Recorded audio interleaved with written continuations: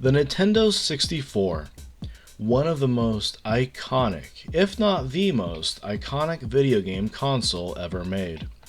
With its strange and slightly awkward controller, its bright colors, and its unique shape, there is no mistaking it. But it was a massive jump forward in gaming technology. It followed the PlayStation 1 by roughly a year and a half. They produced it for over 7 years, with a small overlap with the release of the GameCube as well as the PlayStation 2. During its run, Sega released the Dreamcast 2 years after the release of the N64, but due to its failure, the Dreamcast was only produced for 2.5 years. Well, why are we still talking about this ancient dinosaur by our modern gaming standards? Well, at the time, it was a massive step up in every aspect. Well, let's talk specs. The Nintendo 64 had a 93.75 MHz CPU and 4 MB of RAM. Well, let's compare that to my gaming PC that I'm currently making this video on. My processor is 3600 MHz with 4 separate cores, making it theoretically 153 times more powerful than the N64. I have 32 gigs of RAM, which is 32,000 megabytes, which means I have 8,000 times more random access memory, not including my dedicated video memory on my GPU. Well, that's not fair, right? Let's compare it to one of its peers, the PlayStation 1. The PlayStation 1 had a 33.86 MHz processor and 2 megabytes of RAM and could only support one other player locally. Well, by our modern standards then, the Nintendo 64 is a pretty weak machine. But why do we still play these games so much, and why are we still talking about it today? Well, this time period allowed game developers to flourish creatively. This was before the time of incompetent, greedy studios, churning out generic games with tons of DLC and cosmetics piled on top just to make a quick buck. But let's talk about money briefly. The Nintendo 64 was $199.50, which by 2022 money would be $388.72.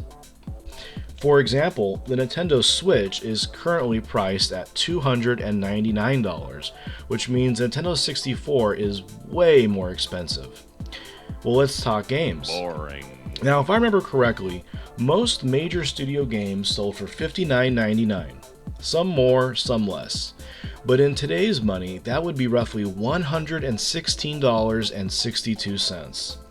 So, the bottom line is, the console and the games were way more money than current games and consoles are. But we were willing to pay it because we truly enjoyed what we got and we didn't feel ripped off, at least most of the time. Another thing to consider is the ease of reselling and sharing our games with our friends, something that game studios try to prevent you from doing now.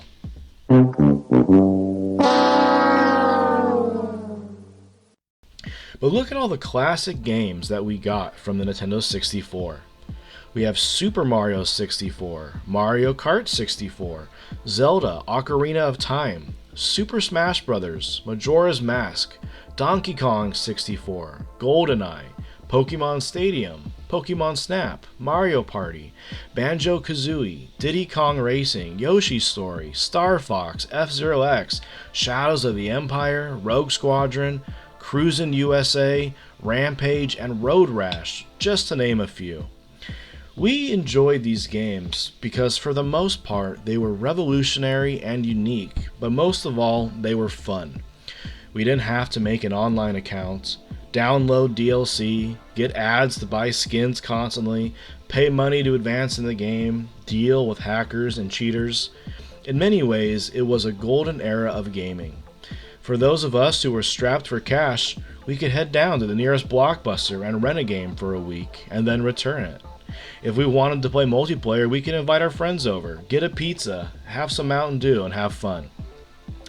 But why did we enjoy these games so much? Well, let's take Mario Party as an example.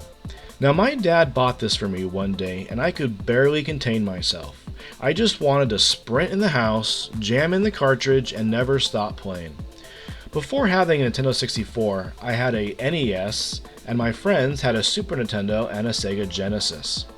There was no games quite like Mario Party before this. It was an interactive board game that you could play with 3 friends. It had mini games, you could save your game and come back later, and there was even rewards for winning. I can't remember how many hours we spent playing this with our friends, wearing out our palms trying to spin the controller stick. It had none of the tedium of modern games. There was no grinding. It was bright, it was loud, it was fun. The game was both luck and skill based, and the mini games were unique and original.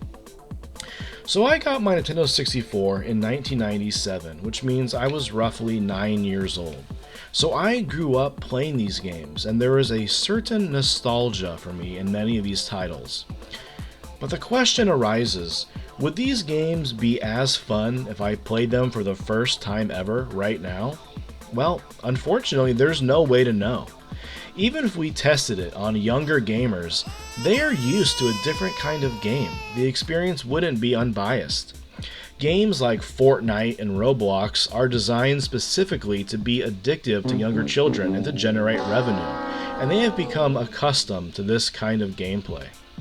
This is not to say that Nintendo 64 was the greatest thing of all time and always will be. Let's get into some of the problems. 1. Bad ports.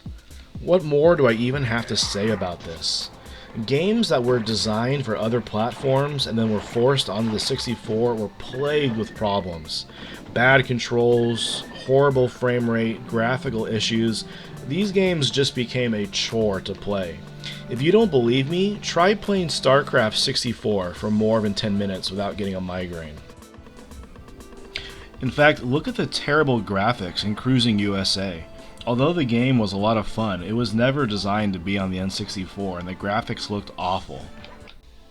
2. The awkward controller. While Nintendo prides itself on revolutionary ideas, the controller for Nintendo 64 was very awkward, especially for people who were left-handed. It was difficult to press all the different buttons on the controller at once. In fact, oftentimes the aftermarket or third-party controllers were much more comfortable than the original equipment. 3. High price points. While we already discussed this, it was true. The Nintendo 64 was very expensive. Young children often struggled to get these games when they first came out, oftentimes having to buy them used or to rent them, but that was just part of it. 4. Cartridges were soon going to be left in the dust. Many people criticized the Nintendo 64 for using cartridges, as they felt the PlayStation was going in the right direction by moving to optical disc. Well, that's true. There was many advantages to using optical disc, but as we see, we eventually went back to cartridges. Nintendo 64 cartridges were only able to hold roughly 64 megabits of information, which was limiting. However, many of the games were excellent, and this didn't really matter. 5. Gaming companies were struggling to keep up with graphical limitations and improvements. Many of the studios who made games for Nintendo 64 had never made 3D games like this before, and they were unsure how to do it in a practical way. A lot of the games would try to use tricks or shortcuts to make the graphics look better than they really were. For instance, certain games would try to use a fog to limit the amount of textures that had to be rendered. Other games tried using sprites, which were basically 2D textures put over a 3D model, so they were easier and used less resources to show. These would sometimes give a game a cheap look though, as no matter what direction you would look at these sprites, they would look the same.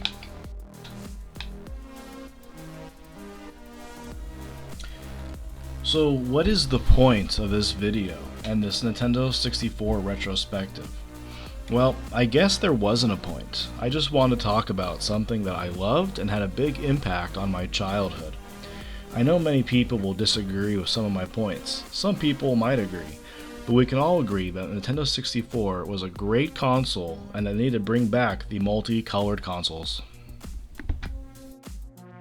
If you enjoyed this video, please feel free to like and subscribe for more. Thanks for watching.